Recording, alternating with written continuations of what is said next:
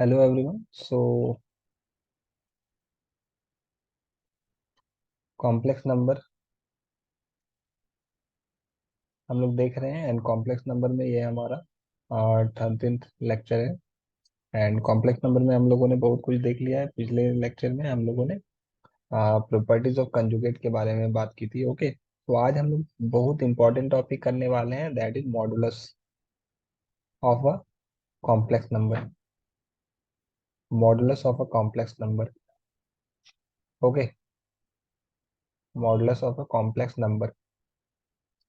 तो ये बहुत इंपॉर्टेंट टॉपिक है। एंड ये सिर्फ इस चैप्टर के लिए नहीं, अगर आप कहीं भी जाते हो, आगे पढ़ाई करते हो, तो आपको ये लगेगा, चाहे वो फिजिक्स हो, केमिस्ट्री हो, या फिर मैथमेटिक्स में आगे ये यूज होगा। ओके, तो इसको आप लोग बहुत अच्छे से ध्यान देके समझेंगे कि क्या है।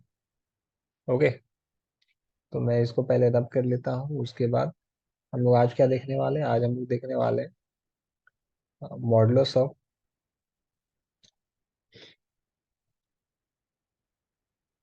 अ complex number.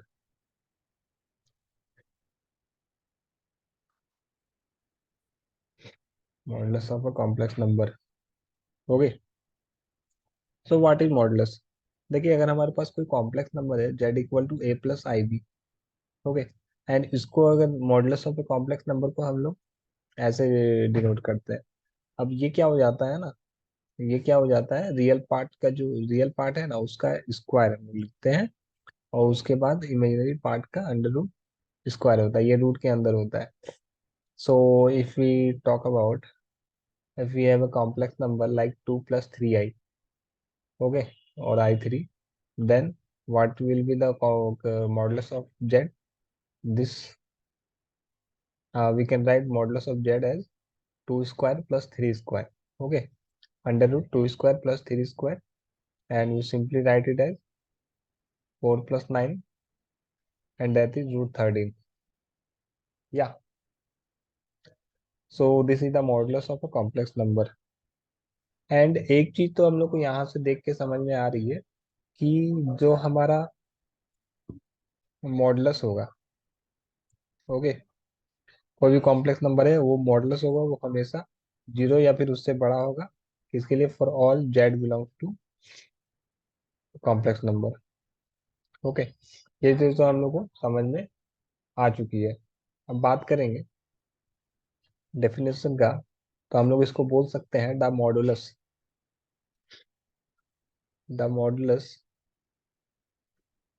Of a complex number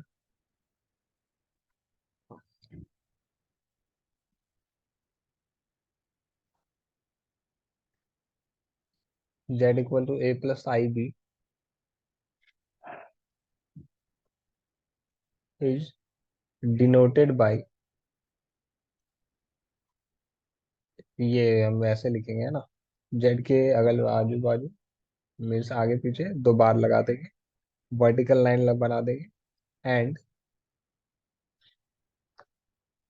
and is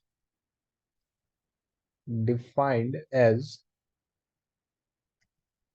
mod of Z क्या हो जाएगा हमारे पास, under root a² plus b²।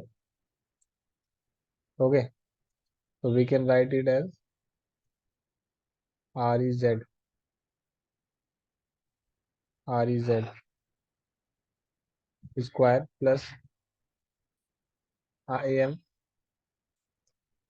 z²। Okay,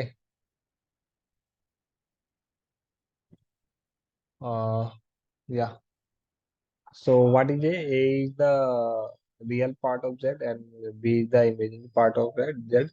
So we can write it under we can write it as under root real part of Z का whole square plus imaginary part of Z का whole square. Okay, so जैसा कि मैंने कहा कि जो हमारा mod Z होगा वो हमेशा क्या होगा, mod greater than equal to zero होगा for all Z belongs to complex number. अब चलिए इसको एक एग्जांपल से समझते हैं, एक एग्जांपल लेंगे तब आप लोगों को ज़्यादा क्लियर समझ में आएगा। लाइक अगर हमारे पास कोई कॉम्प्लेक्स नंबर है जेड इक्वल टू, और we if you take Z one equal to 3 - 4i, then what will be the modulus of z1? Then what will be the modulus of, oh, what we can, hello, yeah. So what we can write mod of z1? We can write mod of z1 as 3 square plus minus 4 square. So we can simply evaluate this as 9 plus 16, and this is 25. And what is the value of 25? That is 5. Okay. Also, if we take another complex number z2, z2 is minus 5 plus 2i. Okay. So what will be the modulus of z2?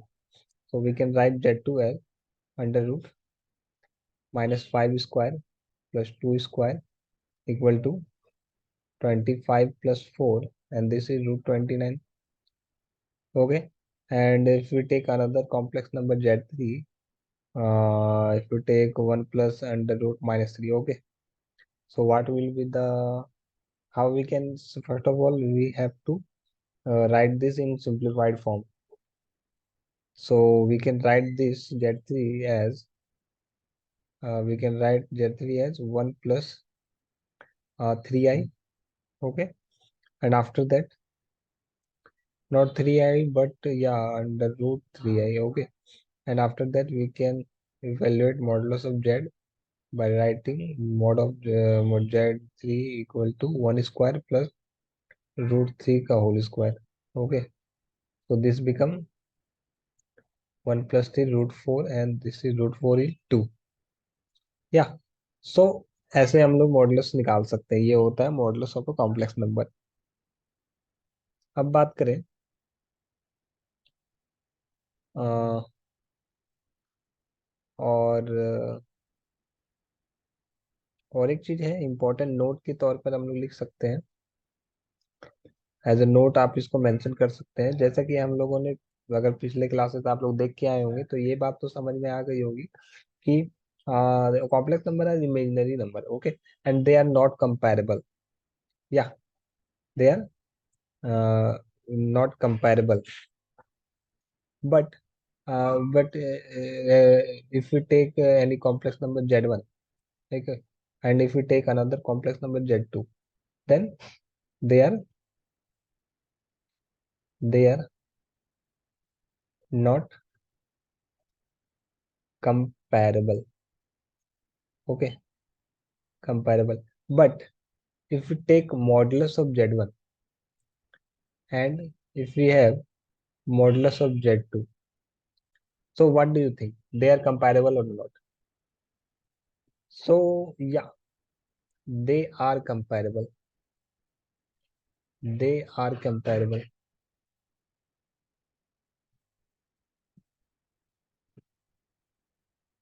And they has meaning. इसका कोई meaning होगा। Okay. इसका कोई meaning हो, means they are comparable because ये mod of Z one क्या है, ये तो क्या है, ये रियल नंबर है। रियल नंबर है ना, रियल नंबर है। और जेड टू क्या है, जेड टू भी रियल नंबर, रियल नंबर है।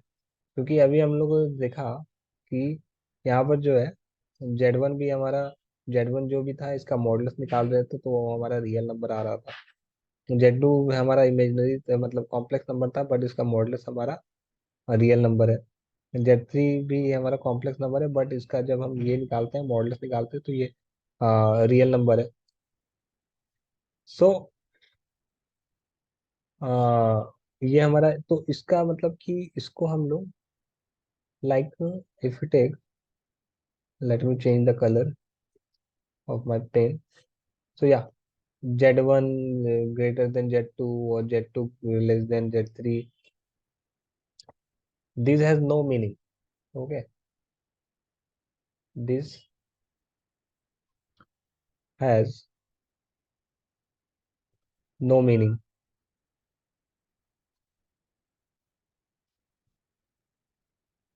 But Z1 greater than Z2, and Z2 is greater than Z3, तो दिस, इसको बोल सकते हैं हम कि इसके पास मीनिंगफुल, इसको हम लोग मीनिंगफुल बोल सकते हैं। भले इसका कोई मीनिंग निकलता है, इसमें इसमें कुछ तुकी, इसमें कोई तुकी नहीं बनता है। ये जो हमने ऊपर वाला जो बोला ना आपको, ये वाला जो है, इसका कोई तुकी नहीं निकलता है। They are not comparable, they are imaginary, how can we compare with each other. Okay. So ये हम लोग कंपेयर, इसका कुछ मीनिंग निकलता है, इसका कोई मीनिंग नहीं निकलता है। तो ये चीज आप लोग को बतानी है। और एक चीज और मैं बता देता हूँ। मॉडल्स तो हो गई। अब कुछ प्रॉपर्टीज है, मॉडल्स के कुछ प्रॉपर्टीज है जो आगे आपको काम देंगे। और हाँ, प्रॉपर्टीज है तो आ, जानना ही चाहिए आपको। मॉडल्स सब के कुछ प्रॉपर्टीज है, जो क्या क्या है वो हम देख लेते हैं अभी, एज अ रफ आइडिया। और नेक्स्ट लेक्चर में हम इसको डिटेल से देखेंगे, है ना। तो सबसे पहला है कि सबसे पहले हम लोग क्या करेंगे, अभी जो कुछ लेट कर लेंगे कॉम्प्लेक्स नंबर, क्योंकि आगे प्रॉपर्टीज बताने वक्त ये हम लोग को कुछ काम आएंगे। तो एक कॉम्प्लेक्स ले लेते हैं। If Z, this is only Z, not Z1, Z comma Z1 comma and Z2 belongs to C। Okay. Then अब हमारा वन आता है, फर्स्ट आता है Z equal to zero, implies, अगर हमारा modulus of Z equal to zero है, then implies and implies Z equal to zero.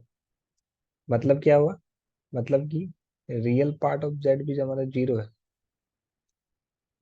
And imaginary part भी हमारा zero. Okay.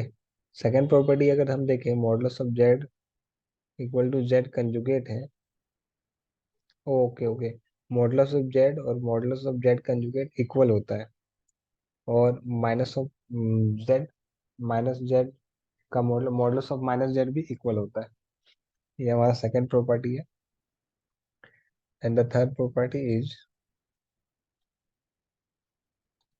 Minus of modulus of Z is less than equal to real part of Z, हमेशा ये होगा, is less than equal to modulus of Z। Okay. तो ये relation important है। और एक है हमारे पास, और एक रिलेशन है minus of modulus of Z, वो हमेशा इमेजिनरी पार्ट ऑफ Z से भी छोटा होगा, और ये हमेशा मॉडुलस ऑफ Z से छोटा होगा। Okay. Z conjugate equal to Z square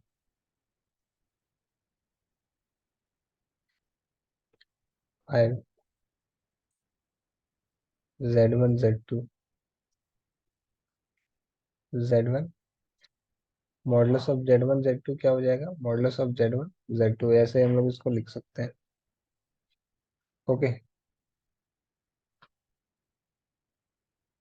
और क्या हो जाएगा, modulus of Z1 bye Z2 को भी हम लोग इसको स्प्लिट करके लिख सकते हैं, means mod of Z1 bye mod of Z2। Okay. और यहाँ पर एक चीज ध्यान रखना चाहिए कि हमारे पास जो Z2 होगा, नॉट इक्वल टू जीरो होना चाहिए, है ना। And the seventh one is modulus of Z1 plus Z2 square equal to modulus of Z1 square plus modulus of Z2 square. Okay. Plus 2RE Z1 bar. Okay. और उसके बाद, सो उसके बाद यहाँ पर देख सकते हैं हम लोग, सेवन हो गया, हमारा सेवेंथ हो गया। एंड सेवेंथ हमारा प्रॉपर्टीज क्या था, two R E Z real part of Z one into Z one conjugate. Okay. Now what is the eighth property? Eighth property is Z one minus Z two का whole square equal to Z one square plus Z two square minus two R E Z one Z two. Okay. And what is the ninth property? Ninth one is Z one plus Z two square plus Z one minus Z two square. ये क्या होगा हमारे पास? ये होगा हमारा two mod of Z one square plus Z two square.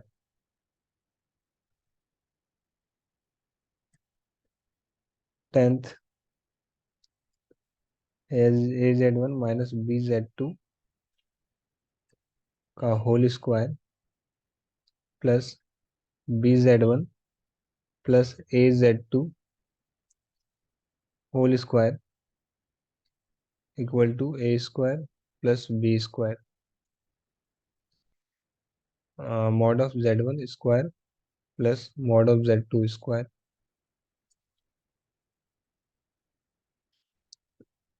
Okay. Where हमारा A और बी क्या है? रियल नंबर है. ओके. सो ए और बी क्या है हमारे पास? रियल नंबर है. तो चलिए ये थे कुछ प्रॉपर्टीज, और इसका जो प्रूफ है वो हम लोग नेक्स्ट लेक्चर में देखेंगे. एंड या thank you to be with me clear. And कोई भी डाउट कीजिए तो आप उससे इंस्टा में जुड़ सकते हैं. इंस्टा आईडी जैसा कि मैं हर एक वीडियो में अभी तक तो बता ही देता हूँ, IRSHAD_FAIZI. And you can contact me here, DM me for any doubt. You can DM me your doubt to ask any doubt, and also for one live class. Okay. This is free and this is the paid one. Okay. one live class के लिए भी आप मुझे यहाँ पर message कर सकते हो. Okay. So yeah, thank you. Thanks a lot.